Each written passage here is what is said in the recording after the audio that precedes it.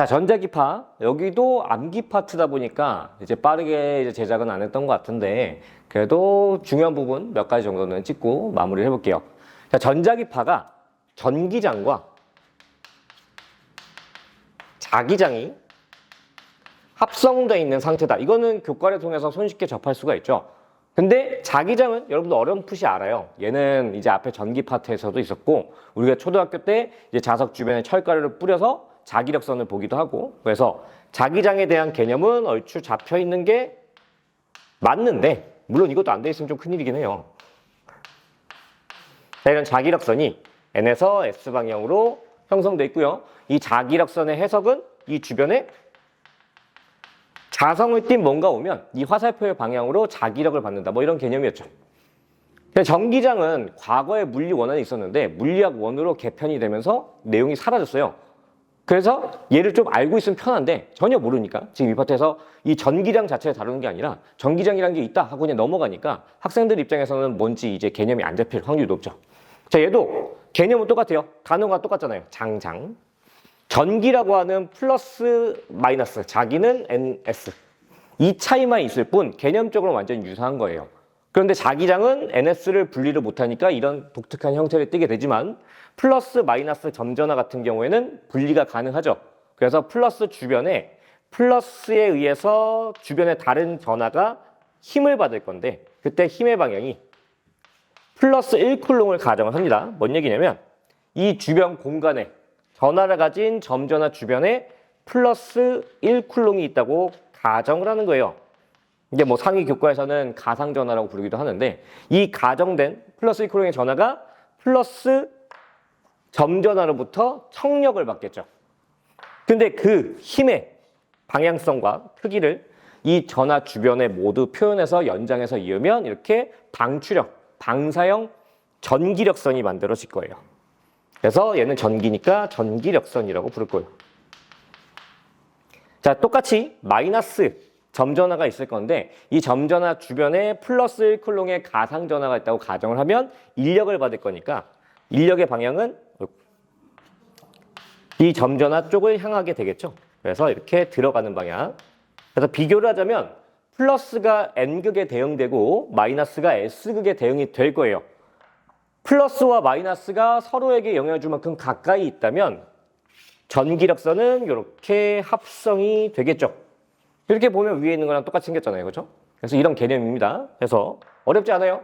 전기장은 주변에 에너지적으로 전기에게 영향을 줄 수 있는 형태, 세기, 방향을 얘기하는 거고 자기장은 주변의 자기, NS에게 영향을 줄 수 있는 세기와 방향을 표현한 개념이에요. 그래서 이 두 개념이 XYZ, 이 3차원 축에서 표현할 때 예를 들어서 전기장이 수평축에 대해서 횡파로 진행한다고 했을 때 자기장 같은 경우에는 이 횡파의 90도 회전해서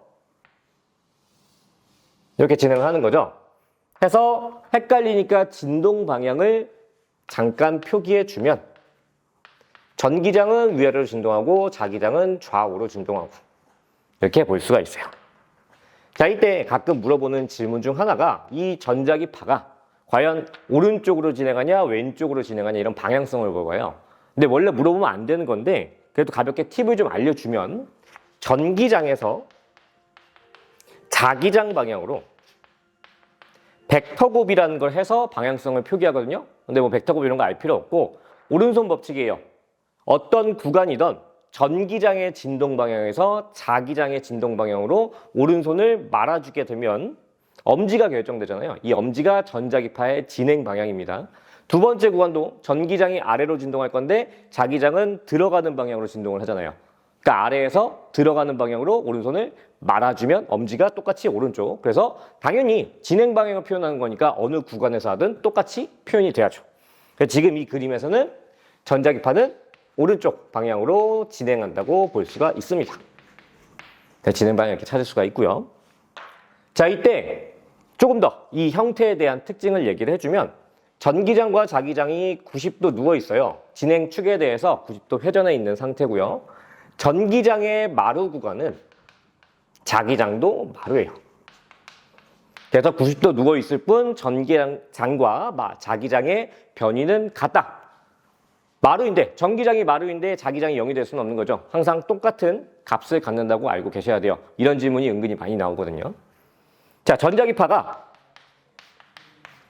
빛이라고 똑같이 생각을 하셔야 돼요. 빛이에요, 그냥. 그렇기 때문에 빛이 가진 성질을 다 갖고 있을 건데, 그래서 첫 번째, 파동성을 갖고 있겠죠. 자, 파동성이라는 게 뭐예요? 이게 항상 수업하는 친구들한테 물어보면 답이 안 나오는 것 중 하나인데, 이 파동성이라는 단어 자체가 낯선 것 같아요. 반사, 굴절, 회절, 간섭. 이 네 가지를 얘기하는 건데, 네 가지가 있어야 걔를 파동이라고 정의할 수가 있어요. 자, 그 다음에 우리가 이 뒷파트에 그 현대물리 쪽에서 배우겠지만 입자성도 갖고 있죠. 물론 전자기파의 뭐 운동량을 다루진 않지만 빛이에요. and 둘의 공통점, 에너지를 갖고 있어요. 근데 이 에너지는 물리원에서 굉장히 많이 다루죠. 빛에너지니까 빛에너지는 E는 HF 또는 람다분의 HC 해서 진동수에 비례하고 파장에 반비례하고 이런 내용을 갖고 있고요. 자, 두 번째, 이거 없으니까 여기로 갈게요. 한 이쯤. 자, 두 번째 특징 같은 경우에는 빛은 매질이 필요가 없죠. 그리고 광속 C를 갖고 있고요. 자, 이것도 많이 틀리는데 여러분 광속이 불변은 맞잖아요. 그죠? 근데 그 불변이 전에 이제 뭐 굴절이나 이런 파트에서도 얘기를 하지만 절대 안 바뀐다가 아니라 매질이 고정된 상태에서 그 매질 내부에서 뭐 역학처럼 빨라지거나 느려지는 게 없다는 얘기예요. 매질이 달라지면 속력은 달라지죠. 그래서 굴절이라는 현상도 생기는 거고 해서 달라질 수 있어요. 우리가 되게 이제 암기하는 이 광속은 진공 상태에서 얘기하기 때문에 진공에서 이 값이 안 달라진다는 얘기예요. 그래서 매질 필요 없고 광속 이 값을 갖고 이렇게 해서 전자기파를 정의할 수가 있죠. 자, 이 다음부터는 이제 암기인데 이 파트가 올해 수능에서도 1번에 나왔잖아요. 그죠? 뭐 다른 파트도 마찬가지예요. 모의고사, 수능 항상 얘는 1, 2, 3, 4번 중에 나와요. 근데 이런 뭐 정의적인 측면을 물어본다기보단 뒤에서 이제 나오는 파장의 길이별로 짧은 쪽부터 파장이 긴 쪽까지 이 전자기파는 성질, 고유의 성질을 갖고 있죠. 구간마다. 그래서 그 구간들의 성질을 알고 있는 상태에서 분류하는 문제가 나올 거예요. 예를 들면 감마선 같은 경우에 전체적인 이제 영역을 펼쳐놨을 때 가장 짧은 축에 속하죠. 그럼 파장이 가장 짧다는 건 진동수가 가장 큰 축에 속한다는 얘기고 진동수가 가장 큰 축에 속하니까 에너지적으로도 가장 큰 축에 속한다 이렇게 볼 수가 있어요. 자, 여기서 이제 오해하면 안 되는 게 빛을 하나의 이제 하늘에서 내리는 비라고 빗줄기라고 생각해봐요. 자, 이 빗줄기 하나가 세단 얘기예요. 그러니까 에너지가 크단 얘기예요. 여기서 뭐랑 오해하면 안 되냐면 양과 오해하면 안 돼요. 빛의 색이 다른 말로는 밝기라고 하는데 이거는 이 한 가닥가닥의 빛줄기가 발음이 좀 어려운데 빛줄기가 많아지면 밝아진다는 거고 적어지면 어두워진다는 거고 근데 각각의 빛줄기가 에너지가 크다 작다는 이 진동수 값에 파장 값에 영향을 받는 거죠. 그래서 예를 들어서 뭐 어떻게 보면 이 바로 뒤에 있는 게 X선이 있는데 감마선과 X선 중에 감마선이 에너지가 큰 영역은 맞지만 에너지의 총량을 따지자면 X선이 더 클 수도 있죠. 구분을 좀 할 수가 있어야 돼요. 뭐 크게 이 파트에서 중요하지 않지만 자, 또 감마선에 대해서 우리가 암 치료를 많이 얘기하지만 여기서 하나 더 강조해야 되는 거는 투과성이에요. 자, 빛이 물질을 뚫고 지나갈 수가 있어요. 반대쪽으로 통과할 수가 있는데 그걸 판단하는 가장 큰 기준이 파장이에요. 자, 우리가 화학 같은 데서 배우면 물질은 다 원자로 구성되어 있죠. 그렇죠? 근데 그 원자라는 게 텅 빈 공간과 중앙에 굉장히 작은 원자핵으로 구성되어 있는데 그 텅 빈 공간과 텅 빈 공간이 화학적 결합으로 맞물려 있는 거잖아요. 그러면 그 사이에도 빈 공간이 굉장히 넓게 형성되어 있는데 그게 파장이 짧을수록 뚫고 지나가기가 쉬워지는 거죠. 그냥 확률적이긴 한데 그래서 투과성이 감마선이 가장 높습니다. 그래서 이런 거 이용한 게 X선. 감마선도 투과성이 높지만 위험하니까 X선을 이용해서 투과 사진을 찍는 거죠. 엑스레이나 아니면 공황 수화물 검색대 뭐 이런 거고요. 자, 또 자외선으로 넘어가면 자외선 같은 경우에는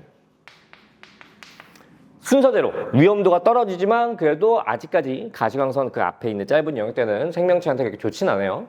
네, 여기서 이제 나오는 것 중에 위조지폐 감별이라는 게 있죠. 이게 원리가 뭐냐면 위조지폐를 이제 구분해내기 위해서 우리가 실제로 찍어내는 지폐에는 형광 잉크가 들어가요. 색소죠. 이걸로 무늬가 찍혀 있는데 이 형광 잉크는 그냥 일반적인 가시광선에서는 보이지 않아요. 근데 이 형광 잉크의 자외선이 쬐어지면 형광 잉크를 구성하는 물질이 들떴다가 가라앉으면서 가시광선을 뿜어냅니다. 자, 그렇다 보니까 이 안 보이던 무늬가 드러나게 되는데 그 무늬를 통해서 얘가 가짜다, 진짜다 이런 걸 구분할 수가 있는 상태가 돼요. 그래서 얘 왜 나오는지 이제 가볍게 설명을 드렸고요. 자, 지금 공간상 여기가 좀 부족하니까 조금 더 이제 정리하는 게 이 칠판을 지운 뒤에 진행을 해볼게요. 자, 앞서 했던 내용까지 칠판에 정리해놓고 다시 출발을 할 건데 아까 자외선에서 살균기에 대한 얘기를 안 했죠. 이 높은 에너지들은 세상에 있는 물질들에 이제 그 에너지를 전달했을 때 화학적 결합을 분해시키는 성질이 있어요. 그래서 우리 생명체도 어떻게 보면 물질이니까 이 간단한 생명체, 단세포 생물 이런 애들은 자외선을 이용해서 충분히 화학적 구조가 분해될 수가 있죠. 그래서 미생물들을 파괴시키는 역할로 많이 쓰고요. 사람도 마찬가지예요. 자외선에 오래 노출되면 피부가 타서 태닝을 한다든지 그냥 우리가 그런 목적은 아니었어도 여름에 바닷가에 오래 있으면 피부가 벗겨지잖아요. 그게 피부 세포가 파괴됐는데 그 밑에서 새살이 차오르니까 그 껍데기가 벗겨지는 거죠.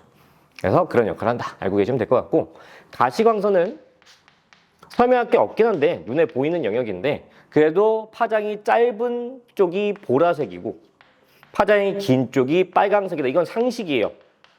물리라는 입장에서 꼭 알아뒀으면 좋겠어요. 자, 그다음에 자외선, 아니죠. 적외선, 큰일 날 뻔했네. 적외선. 자, 적외선 같은 경우에 키워드는 열선이라고 부르는 내용이고요. 열을 갖고 있는 물체들은 적외선 영역대에 복사선을 방출시키죠. 그래서 걔를 분석하면 온도를 측정할 수 있고 이걸 우리가 코로나 시대에 비접촉식 온도계에서 확인을 했을 거예요. 자, 그래서 얘 이렇게 넘어가면 되는데 하나 더 얘기를 하자면 리모컨에 쓰긴 해요. 아무래도 적외선 발생 장치가 싸다 보니까 리모컨의 그 앞에 부분, 그러니까 에어컨이나 아니면 TV 앞에 발신부에서 보면 우리가 버튼 누를 때마다 깜빡깜빡거리는, 요즘엔 가려놔서 잘 안 보이긴 하는데 그 깜빡깜빡거리는 게 적외선을 TV라는 장치의 수신기에 쏘게 되는 거죠. 그래서 손바닥으로 한번 가려보면 버튼을 아무리 눌러도 수신이 안 될 거예요. 왜? 적외선이 열선에 속하니까 피부에 이게 물질에 흡수돼 버리는 거지. 그래서 투과성이 굉장히 약합니다. 자, 마이크로파. 자, 얘는 전자레인지. 그 다음에 통신, 이게 중요한데 요즘에 쓰는 와이파이, 블루투스 이런 대부분의 통신 채널은 다 마이크로파 영역이에요. 그래서 교과서에는 인공위성에 대한 통신만 나오지만 우리 가정에서 많이 쓰는 공유기 같은 거 있죠? 그런 것도 전부 다 이 마이크로파 영역대다 이렇게 생각하시면 될 것 같고요. 마지막 라디오파. 여기는 AM, FM이라고 하는 방식의 두 가지 라디오파 방식이, 전송 방식이 있는데 요즘에는 이거 구분하는 게 그렇게 의미는 없고요. 나머지가 중요한 데가 더 많으니까 이거는 과거의 잔재라고 보시면 돼요.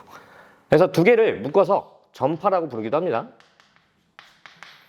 자, 여기까지 해서 이쪽이 파장이 가장 긴 쪽이다. 이렇게 하면 마무리를 할 수 있을 것 같아요.